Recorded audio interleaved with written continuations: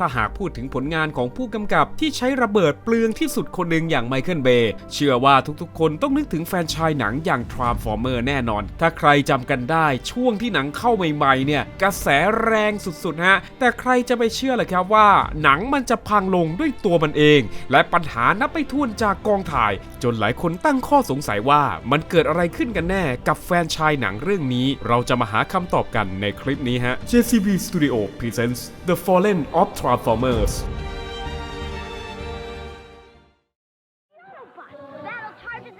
The Transformers, each sold separately from Hasbro. ย้อนไปในยุค 80 เป็นยุคที่ของเล่นเรียกได้ว่าเฟื่องฟูสุดๆครับโดยเฉพาะกับของเล่นแนวหุ่นยนต์แปลงร่างนะตอนนั้นลูกเล็กเด็กแดงบ้านไหนไม่มีเชยสุดๆเลยครับเพราะช่วงนั้นเป็นช่วงที่ทางประเทศญี่ปุ่นส่งแบรนด์หุ่นยนต์แปลงร่างอย่างไมโครชาร์ดและไดอาโคนเข้าตีตลาดต่างประเทศโดยมีบริษัทอาคาระโทมิเป็นผู้นำเข้าและนั่นจึงทำให้บริษัทของเล่นเจ้าดังของอเมริกาอย่าง Hasbro ตัดสินใจซื้อลิขสิทธิ์ของเล่นและนำมาพัฒนาต่อเป็นของเล่นที่ชื่อว่า Transformerทีนี้หลังจากของเล่น Transformer ออกวางขายไปโอ้โหฮิตติดลมเลยฮะถูกนำมาดัดแปลงเป็นสื่อต่างๆทั้งคอมิกและแอนิเมชันที่ออกฉายตั้งแต่ปี 1984 ครองใจผู้ชมและเด็กๆในยุคนั้นอย่างมากประสบความสำเร็จจนมันได้สร้างทั้งภาคต่อภาคแยกและ The Movie ตามออกมาเรื่อยๆเลยฮะทำให้ Transformer ไม่เคยตกยุคและล้าสมัยจนถึงทุกวันนี้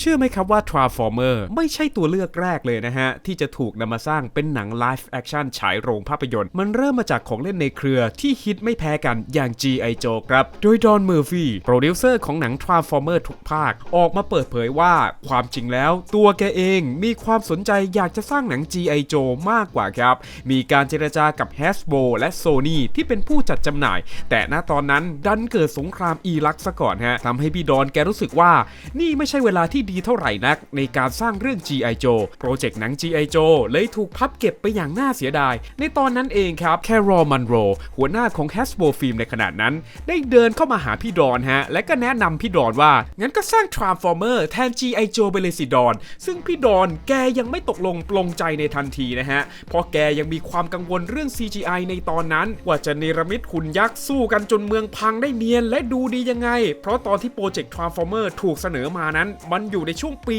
2003 ครับแม้ว่าในปีนั้นจะมีผลงานที่เนรมิต CGI ได้อย่างยิ่งใหญ่อลังการมากๆอย่างเช่นปลายภาค Lord of the Rings แต่มันก็ยังยากอยู่ดีครับกับการเนรมิตหุ่นยักษ์ตีกันตลอดเวลาจนกระทั่งพี่ดอนแกคิดได้ครับว่าเฮ้ยกูมีเพื่อนอยู่คนหนึ่งนี่หว่าที่อยากทำหนังเรื่อง Transformer มาตลอดแกเลยติดต่อเพื่อนแกคนนั้นไปฮะซึ่งเขาคนนั้นก็คือทอมเดซานโตฮะชายผู้อยู่เบื้องหลังหนัง X-Men ภาคแรกในปี 2000 แน่นอนครับเมื่อโปรเจกต์ในฝันถูกยื่นมือมาทั้งทีทอมเนี่ยก็ตัดสินใจคว้าโอกาสในทันทีโอเคดอนเพื่อนเดี๋ยวกูจัดให้นั่นจึงเป็นจุดเริ่มต้นของดอนและทอมในการออกเดินทางตามหาสตูดิโอที่ใช่เพื่อให้โปรเจกต์ในฝันนี้เป็นจริงแต่การเดินทางครั้งนี้ไม่ได้ราบรื่นอย่างที่คิดเลยฮะเมื่อสตูดิโอดังๆต่างปฏิเสธไอเดียของพวกเขาดอมแกเล่าอีกด้วยนะฮะว่ากูโคตรงงเลยว่ะ Transformer เองก็มีฐานแฟนคลับเยอะมากๆทำไมแม่งปฏิเสธได้ลงวะกูกับมึงกำลังทำอะไรผิดอยู่หรือเปล่าวะดอนในตอนนั้นเองทั้งคู่ก็เริ่มไร้หนทางฮะอยู่ดีๆก็มีแสง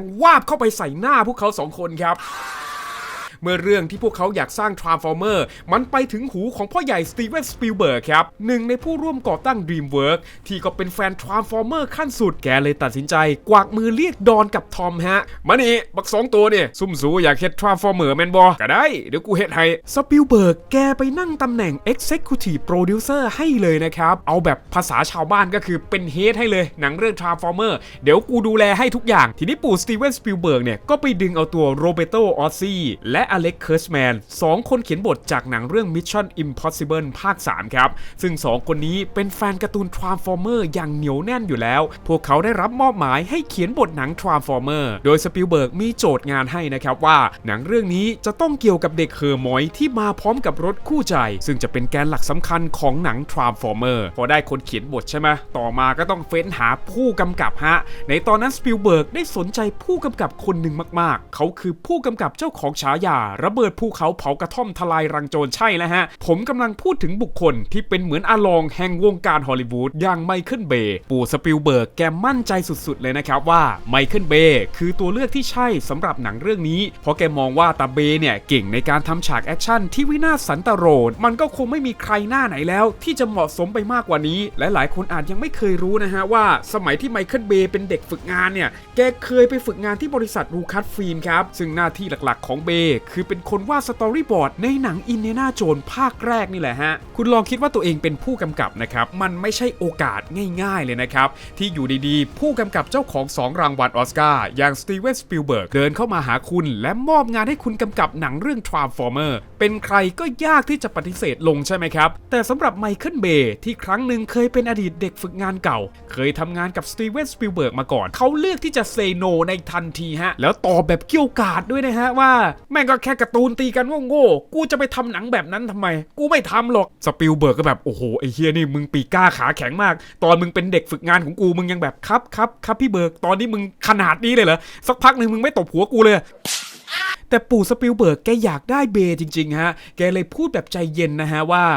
บักคุยเนี่ยเอาบอแมนน้องเบย์คือมันเป็นจังซี่หนังอายเนี่ยบอแมนหนังหุ่นยนต์ตีกันซื่อๆมันสิมีเรื่องเด็กหน่อยที่ว่าไปซื้อฮดมือ2มาใส่บาดนี่โคตรมันเนี่ยกลายเป็นหุ่นยักษ์จากนอกโลกเว้ยนั่นแหละเฮ็ดอยู่บ่เฮ็ดกูหาคนอื่นเฮ็ดเด้อพอไมเคิลเบย์แกได้ยินประโยคนี้เข้าไปนะฮะแกก็ตัดสินใจตกลงรับหน้าที่กำกับครับซึ่งก็เป็นช่วงเวลาเดียวกันกับที่แกไปเยี่ยมเยือนบริษัทแม่อย่าง Hasbro ฮะแกเลยเริ่มเข้าใจถึงคอนเซปต์ของ Transformer มากขึ้นและตัวแกเองนี่แหละฮะที่เป็นคนเพิ่มบททหารเข้าไปด้วยเหตุผลที่ว่าถ้าจะเล่าเรื่องแค่เด็กวัยรุ่นกับรถที่แปลงร่างเป็นหุ่นยนต์ได้มันจะดูเป็นหนังเด็กเกินไปและดูไม่มีอะไรเลยแกเลยต้องการใส่เรื่องราวของกลุ่มทหารเพื่อเพิ่มความเดือดดาลลงไปอีกสิ่งหนึ่งที่แกมีส่วนในการช่วยในหนังเรื่องนี้นะฮะก็คือเรื่องรถครับเดิมทีไมเคิลเบย์แกเป็นคนชอบรถอยู่แล้วนะฮะแกเลยมีส่วนสำคัญมากๆในการเลือกรถที่ใช้กับดีไซน์ของหุ่นยนต์ให้มันกลมกลืนที่สุดครับนอกจากตัวรถที่เปลี่ยนจากต้นฉบับราวฟ้ากับเหวแล้วด้านดีไซน์ของตัวละครก็เปลี่ยนไปเช่นกันครับเพราะดีไซน์ของเหล่าหุ่นยนต์ในเรื่องจะถูกทำให้ดูสมจริงมากขึ้นโดยหลายส่วนของดีไซน์จะได้แรงบันดาลใจจากชุดเกราะซามูไรของญี่ปุ่นทันทีที่ดีไซน์แรกของเหล่าหุ่นยนต์ถูกเผยแพร่ออกไปสู่โลกออนไลน์ก็ทำเอาแฟน Transformer ถึงกับแจกกลวยให้ยับเลยฮะเพราะดีไซน์ทั้งรถทั้งตัวหุ่นยนต์มันถูกบิดไปเยอะในเวอร์ชั่นคอมิกและแอนิเมชันจะเน้นความเรียบง่ายสีที่ฉูดฉาดแต่ในเวอร์ชั่นหนังคุณจะมีองค์ประกอบที่ซับซ้อนกว่ามากๆทำเอาแฟนเดนตายหลายคนไม่พอใจสุดๆครับขนาดที่ว่าเขียนจดหมายขู่ฆ่าไมเคิลเบย์หลายฉบับเลยฮะถึงแม้ดีไซน์หุ่นยนต์จะได้รับการถกเถียงกันอย่างมากนะครับแต่อย่างน้อยคนดูก็ยังผูกพันกับหุ่นเหล่านี้อยู่บ้างฮะจากทั้งในการ์ตูนและคอมิกและสิ่งที่ท้าทายกว่าเหล่าหุ่นยนต์ในเรื่องก็คือนักแสดงฮะที่จะต้องเล่นเป็นบทมนุษย์ในเรื่องครับเพราะนักแสดงเหล่านี้มีส่วนช่วยในการดำเนินเนื้อเรื่องพาร์ทมนุษย์มากๆโดยเฉพาะกับตัวละครหลักอย่างแซมวิทวิกกี้ที่ไมเคิลเบย์แกไม่ต้องการใครที่มีความพิเศษใดๆแกเพียงต้องการผู้ชายธรรมดาที่ทุกคนสามารถเข้าถึงตัวละครนี้ได้ซึ่งเอียนไบรท์นะฮะแกได้แนะนำเด็กหนุ่มวัยรุ่นคนหนึ่งให้ไมเคิลเบย์รู้จักครับเนี่ยกูมีเด็กคนหนึ่งนะเว้ยอายุ20ปีต้นๆเป็นคนที่น่าจับตามองมากมึงมันเป็นหนุ่มน้อยหน้ามนหน้าตาบ้านๆแต่มีเสน่ห์ชื่ออะไรวะชัยอาลาบัฟฝรั่งหาอะไรชื่อชัยอาเอาพระเอกลิเกมาแนะนำกูเนี่ยในวันที่ชัยอาแกไปแคสบทนะฮะความคิดแรกในหัวของแกคือไอสัตว์หนังแม่งต้องเฮี้ยแน่ๆกูมาแคสทำไมวะแต่กลับกันฮะตอนแกไปหาไมเคิลเบย์แกก็เริ่มค้นพบความประหลาดใจบางอย่างเพราะอย่างที่รู้กันว่า Transformer มันคือหนังที่ตัวละครเอกเป็นหุ่นยนต์ซึ่งชัยอาแกก็คิดว่าป๋าเบย์ต้องพูดกับแกว่าโอเคมาคุยเกี่ยวกับหุ่นยนต์ในเรื่องกันดีกว่าแต่กลับกันฮะประโยคแรกที่ป๋าเบย์พูดขึ้นมาคือเราจะสร้างตัวละครพวกนี้ให้จับต้องได้ยังไงพี่ถามผมเลยฮะพี่เบย์ใช่เราจะสร้างตัวละครพวกนี้ยังไงให้คนเข้าถึงได้มากที่สุดซึ่งก็ทำให้ชัยอาเริ่มรู้สึกแล้วว่าเขาไม่ได้โฟกัสแค่หุ่นยนต์แต่ก็ใส่ใจพาร์ทมนุษย์อย่างทั่วถึงด้วยเช่นกันในตอนที่ถ่ายทำมันมีเรื่องหาเรื่องหนึ่งด้วยวันแรกในกองถ่ายนะครับชัยอาเขาก็คิดว่าต้องเป็นฉากที่ถ่ายอะไรเบาๆชิลๆสบายๆง่ายๆซึ่งในกองถ่ายหนังส่วนใหญ่ก็จะเริ่มต้นแบบนั้นนะฮะแต่ไม่ใช่กับในกองของไมเคิลเบย์ฮะเพราะวันแรกที่ชัยอามาถึงกองฉากแรกที่แกได้ถ่ายจริงๆคือฉากที่แกโดน หมาที่เฝ้าไซต์ก่อสร้างวิ่งไล่นี่แหละครับซึ่งก่อนจะถ่ายนะฮะไมเคิลเบย์ก็ไปพูดกับชัยอาว่าไอ้หนู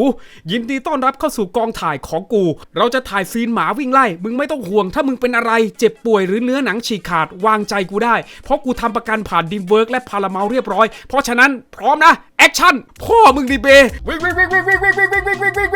ทุกอย่างเหมือนจะปกติไม่มีอะไรผิดไปฮะชัยอาก็วิ่งตามผู้กำกับสั่งแต่พอไมเคิลเบย์สั่งครับหมาเสือกผิดคิวครับวิ่งไล่ชัยอาต่อไปเรื่อยๆทำเอาชัยอาเหวอแดกเลยครับไอ้เหี้ยมึงบอกมันหยุดดิไอ้เหี้ยชัยอาแกต้องติดสปีดขั้นสุดครับยังดีครับที่คนคุมหมาสามารถคว้าโซ่ไว้ได้ทันเรียกได้ว่ารอดตัวไปอย่างหวุดหวิดเลยฮะชัยอาแกก็แบบโอ้โหวันแรกมึงเล่นกูขนาดนี้เลยเหรอวันต่อมามึงไม่ฝังระเบิดให้กูวิ่งเลยเมื่อเราได้พระเอกของเรื่องมาแล้วก็ต้องขอพูดถึงนางเอกของเรื่องอย่างมิเคล่ากว่าที่ทีมงานจะหานักแสดงมาได้เนี่ยไม่ใช่เรื่องง่ายเลยครับเพราะพวกเขาต้องออดิชั่นหาหญิงสาววัยรุ่นมากมายหลายคนซึ่งคนที่ไมเคิลเบย์สะดุดตาที่สุดกลับเป็นนักแสดงที่ไม่ได้มีชื่อเสียงมากนักอย่างเมแกนฟ็อกเขามองว่าเมแกนเป็นคนที่มีเสน่ห์บางอย่างและน่าดึงดูดสุดๆในวันที่เมแกนฟ็อกไปแคสบทนะฮะไมเคิลเบย์ก็ถามเธอตรงๆเลยนะครับว่าเมแกนลูกหนูวิ่งได้ไหมลูกเมแกนที่ยังไม่รู้ชะตากรรมก็บอกผู้กำกับนะฮะว่าค่ะหนูวิ่งได้ค่ะ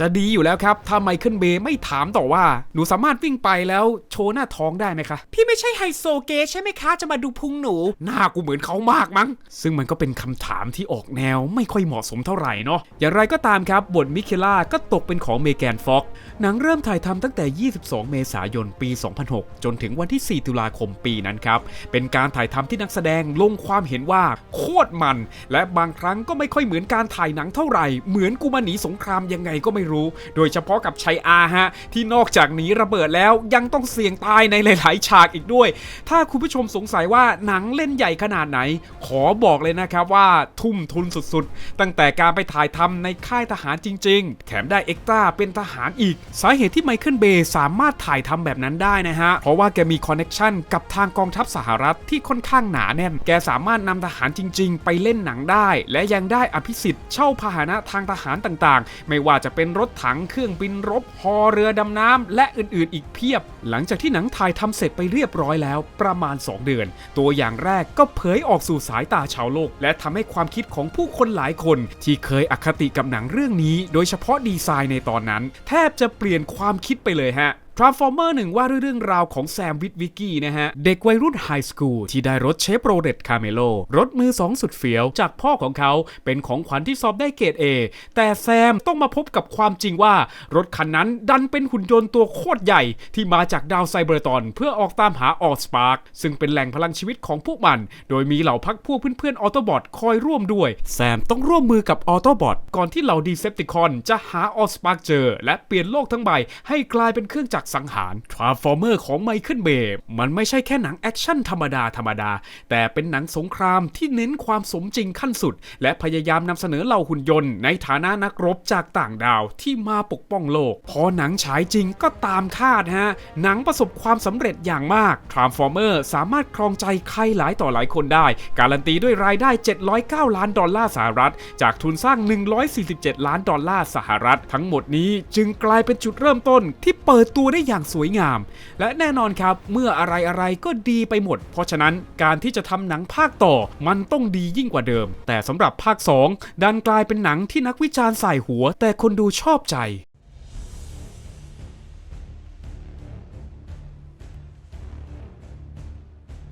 มาภาคต่อหนังยังได้คนเขียนบทชุดเดิมครับและเพิ่มเติมมาอีก1คนนั่นก็คือเอเรน คูเกอร์มือเขียนบทจากหนังผีที่เป็นฝันร้ายในวัยเด็กของหลายๆคนอย่างเรื่องเดอะริงแม้ว่าเอเรนจะมีผลงานสยองขวัญมาบ้างแต่สิ่งที่หลายๆคนอาจไม่รู้เลยคือพี่แกเป็นแฟนเดนตายของ Transformer ขั้นสุดใครถามอะไรเกี่ยวกับ Transformer แกตอบได้หมดเลยฮะแกเลยได้มาเป็นคนเขียนบทอีกคนในหนังภาคนี้แต่ณตอนนั้นนะฮะมันมีอุปสรรคครับเพราะดันเกิดเหตุการณ์ประท้วงของสมาคมเขียนบทแห่งอเมริกาซึ่งกินเวลาไปกว่า3เดือนตั้งแต่วันที่5พฤศจิกายนปี2007จนถึง12กุมภาพันธ์ปี2008ในช่วงระหว่างนั้นมันคือช่วงที่คนเขียนบทเขาพร้อมใจหยุดงานเพื่อไปประท้วงซึ่งก็มีหนังหลายๆเรื่องที่โดนผลกระทบจากเหตุการณ์นี้โดยทางไมเคิลเบย์และทีมงานเขารู้ดีครับว่าจะเกิดอะไรขึ้นสิ่งที่ไมเคิลเบย์และทีมงานทำได้ก็คือให้คนเขียนบทเร่งเขียนโครงเรื่องของหนังภาคนี้ให้เสร็จก่อนการประท้วงครับโดยนักเขียนมีเวลาเพียงแค่ 2 อาทิตย์เท่านั้นครับในการเขียนและหลังจากการประท้วงยุติลงนักเขียนทั้งหมดก็มีเวลาเพียงแค่2 เดือนเท่านั้นครับฟังไม่ผิดแล้วฮะ Transformers 2 ใช้เวลาเขียนเพียงแค่2 เดือนครับทำให้การพัฒนาในช่วง Pre-Production ของหนังเป็นไปอย่างรีบร้อนและยากลำบากซึ่งนั่นก็เป็นสาเหตุหลักๆที่ทำให้หนังเรื่องนี้บทมันสเปะสปะไร้ทิศทางจนโดนด่ายับไม่น้อยในตอนที่เข้าฉายนี่แหละครับหนังภาคนี้จะเล่าเรื่องราว2 ปีหลังจากหนังภาคแรกที่แม้แซมจะเป็นผู้พิทักษ์จักรวาลแล้วแต่แซมก็ยังเป็นวัยรุ่นธรรมดาเหมือนเดิมโดยที่เขาพยายามจะไม่ยุ่งเกี่ยวอะไรกับสงครามออโตบอทและดีเซปติคอนอีกแล้วเขาต้องการเป็นแค่หนุ่มมหาลัยปกติเท่านั้นแต่ก็เป็นได้ไม่นานครับพอจู่ๆแซมเกิดอาการหลอนจากการจับออสปาร์คเลยทำให้แซมจำใจต้องออกไปติดอยู่ในสงครามระหว่างออโตบอทและดีเซปติคอนอีกครั้งและสงครามมันก็ยิ่งดุเดือดกว่าเดิมอีกเมื่อ The Fallen อาจารย์ของเมกาทรอนต้องการจะฟื้นคืนชีพลูกศิษย์ตัวเองโดยส่งลูกน้องไปคืนชีพเมกาทรอนที่ถูกทิ้งร้างไว้ใต้ทะเลให้ฟื้นคืนชีพอีกครั้งและหลังจากนั้นมันก็เหมือนทุกๆภาคเลยฮะต่อยๆตีๆและพระเอกจูบปากนางเอกในตอนจบเปิดเพลงลิกินปาร์คทีมเขียนบททั้งหมดได้เคลมบทภาคนี้นะฮะว่ามันคือความสมดุลระหว่างพาร์ทมนุษย์และพาร์ทหุ่นยนต์ไม่ให้ส่วนใดส่วนหนึ่งถูกตัดทอนออกไปและต้องพยายามผสมผสานรอของ Transformer อย่างพอดิบพอดีให้ได้เหตุผลง่ายๆเลยบทภาคนี้มันต้องการให้ทุกคนสามารถเข้าถึงหนังเรื่องนี้ได้เด็กๆจะสามารถขอพ่อแม่ไปดูหนังเรื่องนี้ในโรงโดยบอกว่ามันไม่ได้มีฉากที่ไม่เหมาะสมสำหรับเด็กๆอย่างแน่นอนใช่เหรอและการถ่ายทำในภาคนี้เรียกได้ว่าอัปเกรดจากภาคที่แล้วมากๆในตอนนั้นเพิ่งมีหนัง The Dark Knight ของโนแลนฮะที่เริ่มนำกล้อง IMAX มามีบทบาทสำคัญในการฉายโรงซึ่งปกติมันมักจะมาในรูปแบบพวกสารคดีมากกว่าไมเคิลเบย์ที่เป็นคนชอบกล้องต่างๆเป็นทุนเดิมอยู่แล้วก็จัดมาดิเพ่กล้อง IMAX ฟิล์ม 65 มม. มาเพื่อถ่ายสำหรับฉากบางฉากในหนังเรื่องนี้โดยเฉพาะและผู้ที่รับหน้าที่รังสรรค์งานภาพทั้งหมดก็คือเบนเซเลซิน DP หน้าใหม่ไฟแรงที่ไมเคิลเบย์แกถูกใจสุดๆโดยแกเลือกเบนมาเพราะมันตรงตามคุณสมบัติที่แกวางไว้ครับไมเคิลเบย์แกเป็นคนที่เน้นถ่ายเร็วถ่ายไวเพื่อประหยัดงบเพราะฉะนั้นแกก็ต้องหาคนที่ใช่มีไฟสำหรับงานนี้ซึ่งหลังจากทำ Transformer ภาคนี้ไปเบนก็ได้เป็น DP ในหนังแอคชั่นฟอร์มยักษ์มากมายเช่น World War C และ Godzilla vs Kong นอกจากเรื่องการถ่ายทำที่อัปเกรดมากขึ้นแล้วพวกเขาไม่เจอปัญหาเรื่องสถานที่ที่ใช้ถ่ายทำเลยครับตั้งแต่ฉากไคลแม็กซ์ของเรื่องอย่างฉาก Operation Firestorm ที่ถ่ายทำอยู่อียิปต์จริงๆโดยการถ่ายทำที่นี่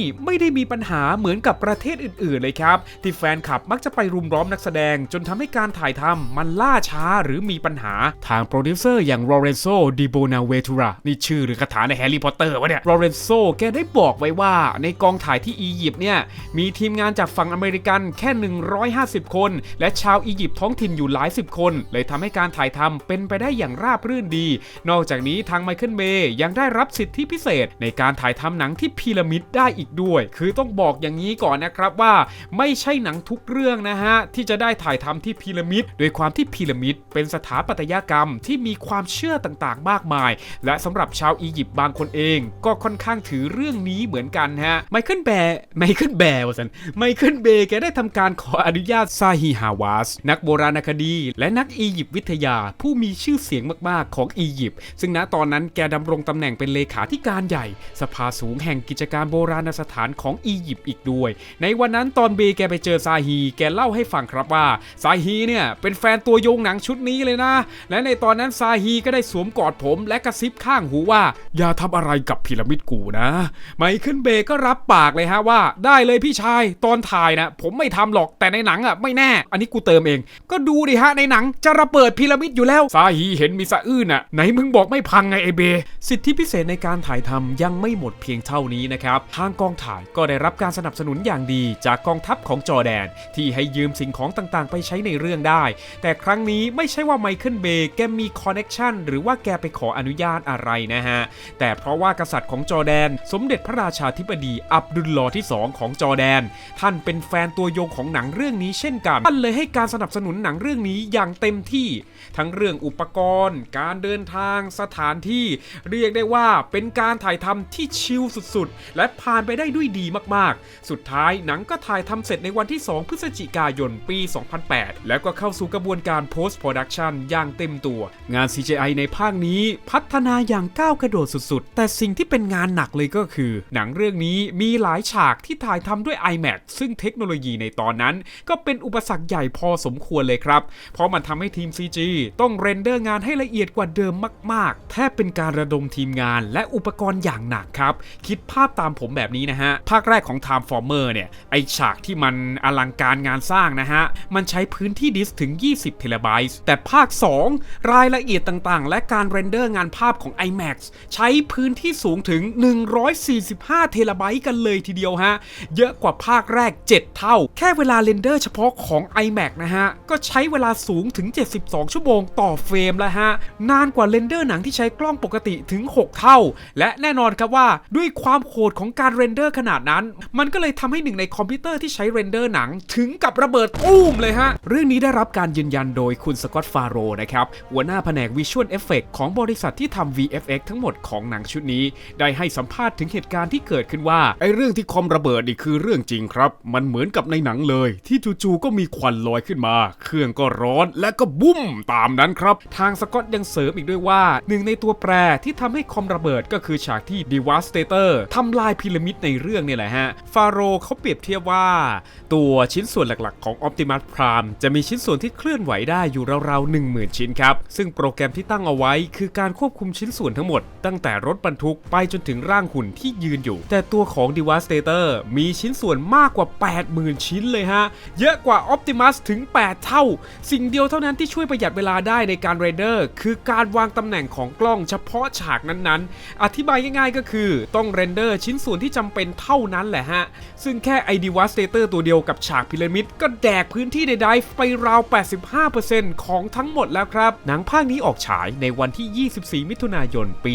2009 แม้จะมีคนดูบางส่วนที่สนุกไปกับมันแต่ความเห็นส่วนใหญ่ของทั้งคนดูและนักวิจารณ์บอกเป็นเสียงเดียวกันว่าหนังมันเละเทะสุดๆคือเรียกได้ว่าไร้ทิศทางแถมหนังยังค่อนข้างยืดเยื้อพอสมควรไม่ได้มีแค่คนดูที่ด่าหนังเรื่องนี้นะครับนักแสดงอย่างชัยอาราบัฟได้ออกมาแสดงความคิดเห็นเกี่ยวกับหนังเรื่องนี้ด้วยว่าตอนนั้นทางสตูดิโอได้ให้วันฉายมาพร้อมกับเงินทุนจำนวนมากของเล่นอีกเพียบแต่เสือกไม่มีบทหนังที่สมบูรณ์แบบเพราะตอนนั้นมันเกิดการประท้วงของคนเขียนบทเลยทำให้บางอย่างของบทร่างที่เขียนมามีปัญหาและทีมงานต้องไปต่อเติมเองความสุขของชัยอาในการแสดงหนังเรื่องนี้เริ่มลดลงแล้วครับเขามาแสดงเพื่อให้มันจบไปเท่านั้นไม่ใช่แค่ชัยอาที่มีปัญหานะครับเพราะคนที่มีปัญหาสุดก็จะเป็นเมแกนฟ็อกนี่แหละฮะที่เรียกได้ว่าออกมาเปิดเผยสุดๆเลยนะฮะว่าการทำงานกับไมเคิลเบย์เปรียบเหมือนฝันร้ายขั้นสุดของชีวิตเธอให้สัมภาษณ์ในนิตยสารพูดถึงไมเคิลเบย์ว่าไมเคิลเบย์เป็นเหมือนนโปเลียนที่ต้องการสร้างชื่อเสียงให้กับตัวเองในฐานะคนที่บ้าคลั่งและเฉาโช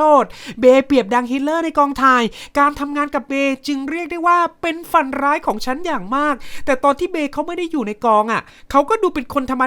ดาคนหนึ่งนะตัวเขาไม่มีทักษะการเข้าสังคมเลยมันช่างสนุกที่ได้เห็นเขากากสุดๆในชีวิตจริงแต่ช่างน่าทรมานใจยิ่งนักที่เห็นเขากลายเป็นเผด็จการในกองถ่ายหลังจากบทสัมภาษณ์นี้ถูกเผยแพร่ออกไปก็ได้รับเสียงวิพากษ์วิจารณ์ต่างๆในกองถ่ายครับจนมีผลให้เธอต้องออกจากแฟรนไชส์นี้ไปเลยฮะแต่ด้วยการออกของเธอนั้นมันคลุมเครือมากๆบางก็ว่าเธอตัดสินใจออกเองหรือบ้างก็ว่าไมเคิลเบย์เป็นคนไล่เธอออกแต่เหตุผลที่หลายๆสื่อตีข่าวกันไปก็คือสตีเวน สปิลเบิร์กโปรดิวเซอร์ของหนังเรื่องนี้เป็นคนไล่เธอออกไปครับซึ่งมันก็มีความสมเหตุสมผลมากๆนะฮะเพราะสปิลเบิร์กมีเชื้อสายยิวครับและการที่เมแกนเปรียบเทียบไมเคิลเบย์ว่าเป็นฮิตเลอร์มันเป็นสิ่งที่สตีเวน สปิลเบิร์กรับไม่ได้นะฮะแต่ต่อมาสปิลเบิร์กก็ออกมาให้สัมภาษณ์กับทาง Entertainment Weekly ไว้ว่าไอ้ข่าวที่มันแพร่กระจายออกไปมันไม่ใช่เรื่องจริงเลยทำให้เรื่องการออกจากแฟรนไชส์ของเมแกนฟ็อกยังคงเป็นปริศนาต่อไปที่ไม่สามารถหาคำตอบได้จนถึงทุกวันนี้ฮะแม้ว่า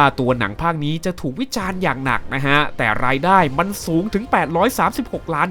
สหรัฐจากทุนสร้าง$200 ล้านสหรัฐนะครับยังคงทำกำไรเป็นกอบเป็นกำให้ค่ายเหมือนเดิมฮะและในระหว่างที่หนังกำลังกอบโกยรายได้อย่างหนักนะครับทางไมเคิลเบย์ก็ออกมาพูดเองเลยนะว่าตอนนี้หนังภาค3กำลังเข้าสู่กระบวนการผลิต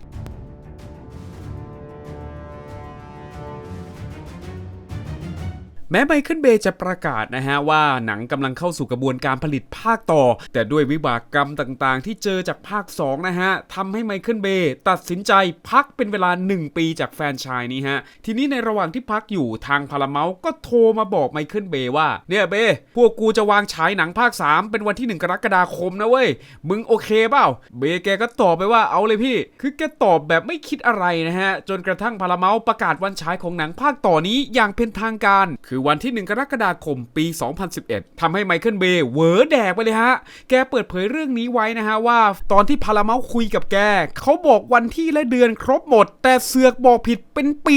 2012ครับพี่เบย์ตอนนั้นเขาก็เลยตกลงไปแบบไม่ได้คิดอะไรนะฮะมันยังมีเวลาพักอยู่แต่พอมาประกาศฉายจริงเป็นปี2011เอ้ยเบย์พี่ขอโทษวันนั้นพี่บอกเราผิดพี่เบย์ไม่ได้พักเลยนะฮะภาคนี้มีการเปลี่ยนแปลงมากมายหลายอย่างเลยครับเริ่มตั้งแต่2คนเขียนบทจากภาคแรกอย่างโรเบโต ออซซี่และอเล็กเคิร์สแมนได้ออกจากโปรเจกต์ไปทำให้เหลือเพียงแค่เอเรน คูเกอร์คนเดียวเท่านั้นครับที่มาเขียนบทในภาคนี้ไม่ใช่แค่คนเขียนบทที่เปลี่ยนแต่ยังรวมถึงนางเอกของเรื่องอีกด้วยซึ่งไมเคิลเบย์แกมองแบบนี้นะฮะไหนๆเราจะหาคนใหม่ที่มาแทนเมแกนแล้วก็ควรจะต้องเลือกอะไรใหม่ๆเพราะหากของใหม่มันดีมันก็ย่อมที่จะสร้างภาพจำใหม่ที่ดีให้กับผู้ชมครับเป็นตัวละครใหม่ไปเลยนะครับที่มีชื่อว่าคาร์ลีสเปนเซอร์และไมเคิลเบย์ก็อยากได้โรซี่ฮันติงตันไวลี่นะฮะนางแบบโฆษณาวิกตอเรียซีเครตที่ไมเคิลเบย์เป็นคนกำกับครับเธอไม่เคยผ่านงานแสดงใดๆมาก่อนเลยแม้แต่ครั้งเดียวในชีวิตโดยเหตุผลที่ไมเคิลเบย์สนใจเธอ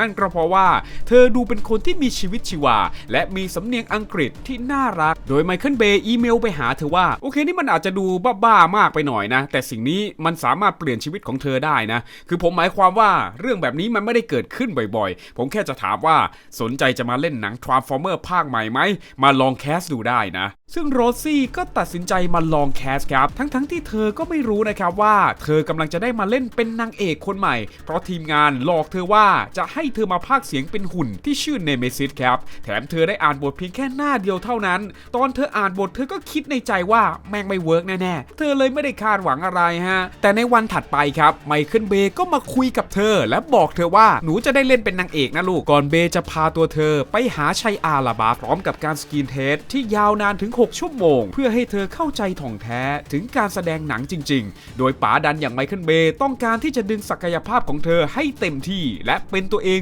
มากที่สุดในวันที่ไปสกรีนเทสนะฮะชัยอาก็บอกกับเธอเลยว่าในกองถ่ายเนี่ยจะไม่ใช่พรมแดงที่ทำให้เธอเดินแบบนะนี่จะเป็นการทำงานที่เหน็ดเหนื่อยและยากที่สุดครั้งหนึ่งที่เธอเคยเจอมาโดยเฉพาะกับการสับตีนหนีระเบิดที่จะไม่ใช่ CG เพราะผู้กำกับมันฝังระเบิดจริงๆเชื่อกูเถอะกูวิ่งหนีระเบิดมาทุกภาคแล้วกูยังงงอยู่เลยว่าอวัยวะกูครบ32ได้ไงเนี่ยแต่ชัยอาเขาดูเป็นคนจริงใจดีเนาะหลังจากหนังภาคที่แล้วเสียงวิจารณ์ออกมาแย่นะครับโดนนักวิจารณ์ลงความเห็นว่ามุกตลกฝืดของหนังภาคที่แล้วมันทำลายหนังทั้งเรื่องไปเต็มๆไมเคิลเบย์แกรู้ถึงปัญหานี้ฮะแกเลยให้คำมั่นสัญญากับคนดูว่าจะไม่มีอะไรแบบนี้อีกพร้อมเสริมว่าที่ภาค2บทมันแย่เนี่ยคือมันมีการประท้วงเกิดขึ้นไงทีมเขียนบทกูมันมีเวลาทำน้อยแต่ภาคนี้เวลามันเยอะไม่ต้องห่วงกูจะไปให้สุดพวกคุณจะต้องชอบหนังเรื่องนี้แน่นอนสิ่งที่เป็นจุดเด่นของภาค3นะครับก็คือความเป็นไซไฟมากขึ้นและมีการอ้างอิงถึงซีรีส์ในตำนานอย่าง Star Trek อยู่เยอะพอสมควรคือตาเอเรน คูเกอร์คนที่เขียนบทภาคนี้นอกจากจะเป็นแฟนตัวยง Transformer แล้วเขายังเป็นแฟนตัวยง Star Trek ขั้นสุดอีกด้วยครับมันก็เลยทำให้ภาคนี้มีกลิ่นอายที่ดูเด่นขึ้นมาเล็กน้อยหนังจะเริ่มเล่าย้อนไปในอดีตเมื่อปี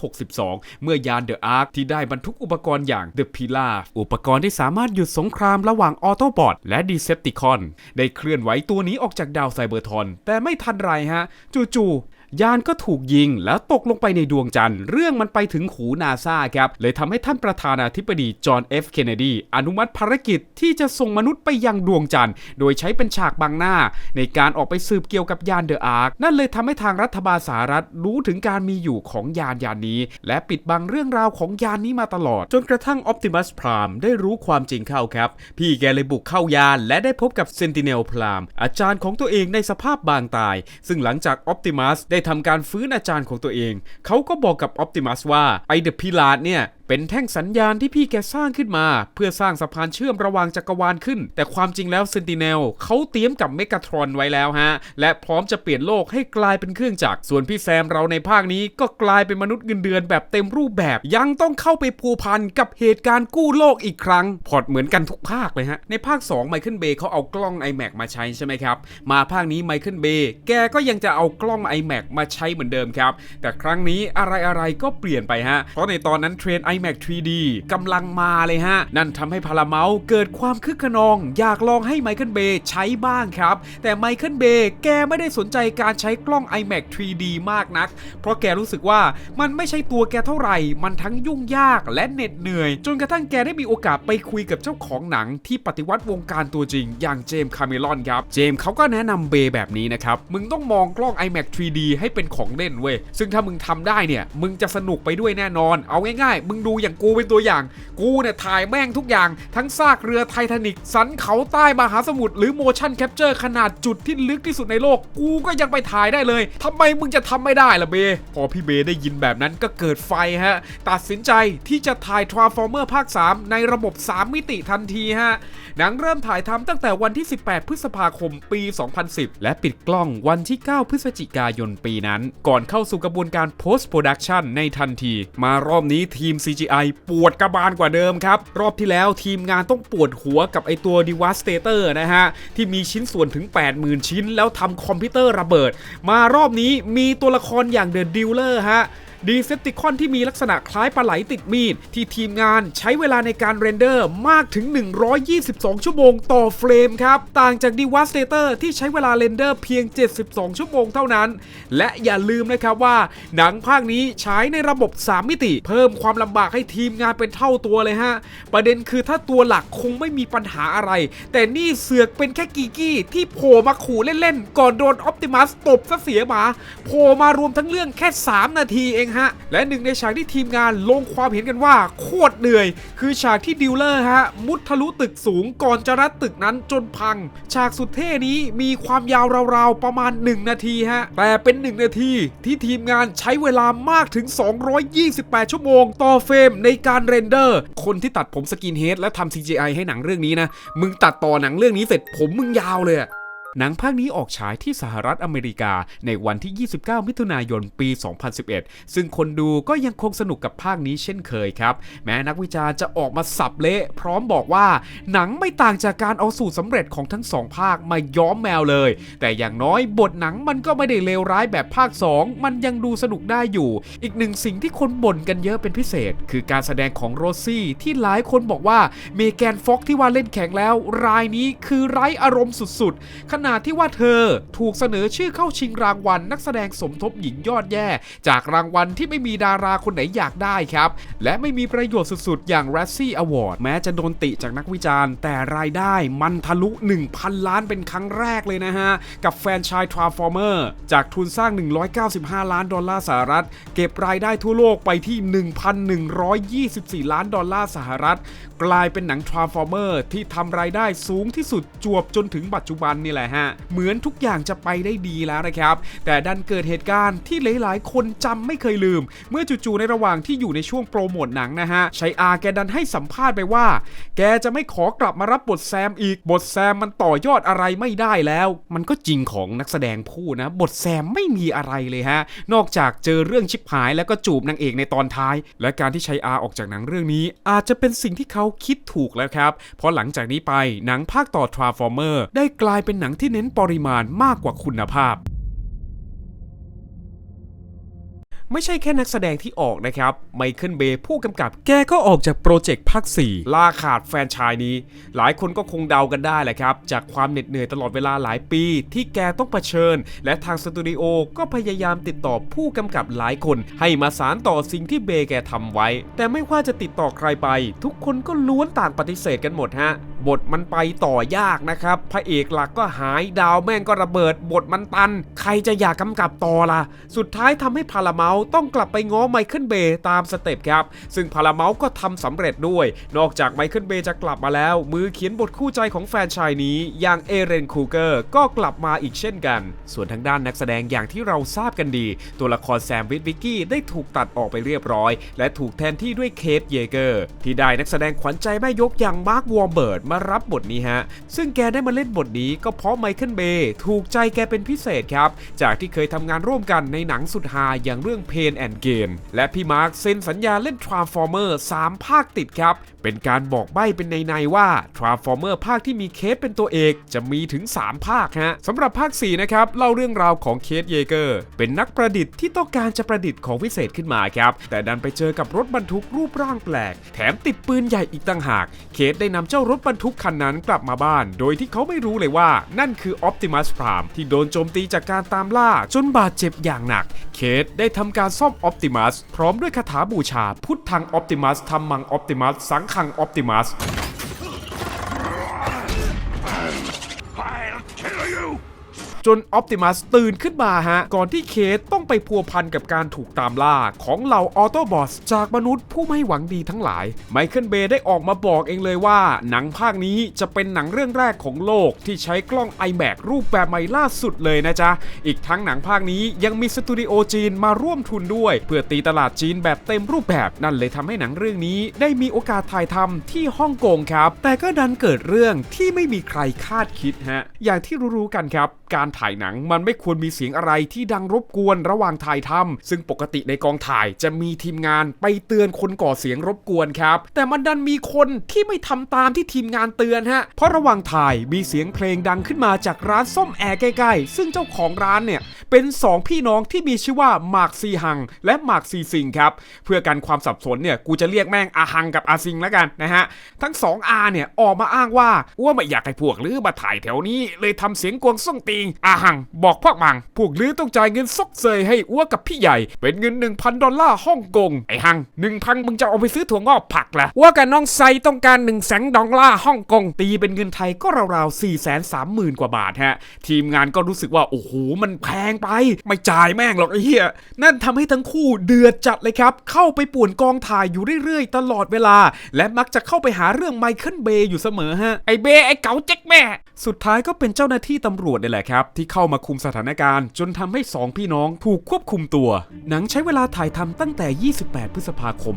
2013 จนถึงต้นปี 2014 ครับและหลังจากการตัดต่ออันอย่างยาวนานหนังก็สรุปจบที่ความยาวที่มาถึง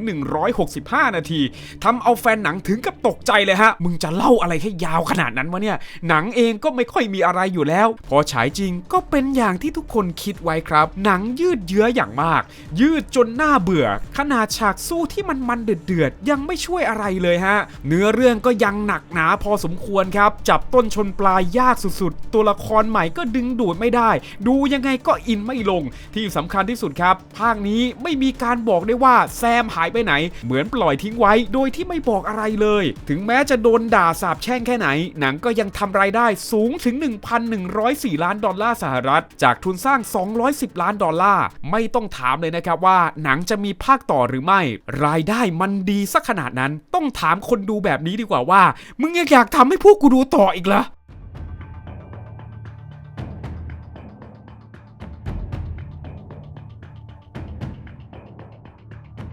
หลังจากที่ภาค 4 ได้รับเสียงด่าอย่างหนักหลายๆคนก็แทบจะมองไม่เห็นอนาคตของแฟนชายนี้แล้วซึ่งนั่นก็รวมไปถึงเอเรนคูเกอร์ชายผู้อยู่กับแฟนชายนี้มามากกว่า3ภาคเจ้าตัวเองคิดว่าบทหนังมันไปต่อไม่ไหวแล้วฮะ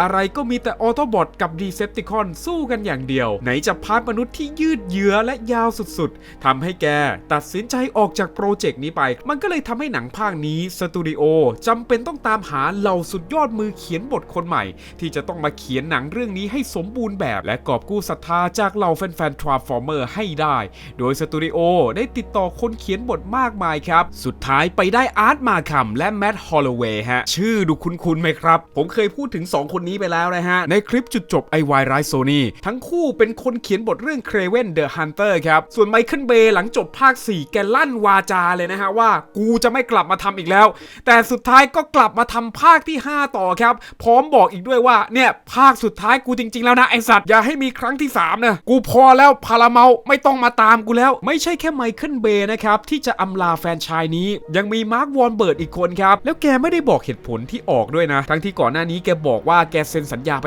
3ภาคนะแต่เราก็พอเดากันได้เลยฮะบทหนังมันไม่ค่อยดีเท่าไหร่มาร์กแกก็ไม่อยากเล่นต่อเลยฮะในภาคนี้อย่างที่ทุกคนทราบกันดีฮะหนังออกทะเลไปไกลแล้วครับเล่าเรื่องย้อนไปถึงอัศวินโต๊ะกลมในสมัยคิงอาร์เธอร์พร้อมเล่าต่อด้วยว่าในอดีตกษัตริย์อาร์เธอร์และพ่อมดเมอร์ลินเคยร่วมรบกับเหล่าทรานส์ฟอร์เมอร์เพื่อเอาชนะในการต่อสู้โดยทรานส์ฟอร์เมอร์ได้มอบไม้เท้าเอเลี่ยนให้กับเมอร์ลินอีกด้วยหนังมันผูกเรื่องราวได้อย่างงงงวยจนทำให้คนดูถึงกับด่าคุยเลยฮะพูดได้คำเดียวว่าใครที่ไปดูหนังเรื่องนี้แล้วไม่หลับจิตใจคุณโคตรฟอร์ดเลนเจอร์ครับภาค4เนี่ยผมพอได้นะแต่ภาค5เนี่ยไม่ไหวเลยฮะคนดูส่วนใหญ่ที่เข้าไปดูในหนังภาคนี้ก็พอเห็นการโปรโมทอย่างหนักฮะที่ว่าภาคนี้ออปติมัสจะกลายเป็นตัวร้ายคนก็อยากรู้ว่าเฮ้ยมันจะเป็นยังไงสรุปฮะกว่าเราจะได้เห็นมันสู้กับออปติมัสโคตรนานเฮี้ยครับจนคนดูง่วงกันหมดเลยฮะและออปติมัสก็ไม่ได้ชั่วแบบ 100% ฮะกลับเข้าสู่ด้านดีก๊อปสตาร์วอร์ไปอีกไหนจะประเด็นที่บัมเบิลบีนะฮะออกมาพูดเตือนสติออปติมัสทำให้คนดูงงหนักกว่าเดิมเลยฮะกล่องเสียงมันโดนทำลายไปแล้วไม่ใช่เหรอแล้วมึงกลับมาพูดได้ยังไง